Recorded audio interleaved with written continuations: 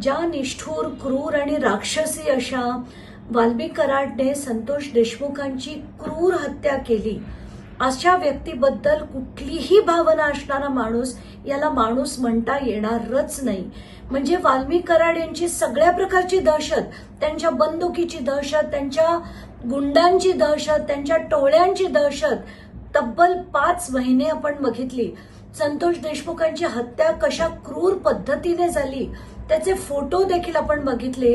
5 महिने हे सगळं चालत असताना अशा व्यक्तीबद्दल जर धनंजय मुंडे यांना आपलेपणा वाटत असेल, त्यांची उणीव वाल्मिक कराडजी जर भासत असेल, तर अशा माणसाला माणूस म्हणण्याच्या तो योग्यतेचा नाही.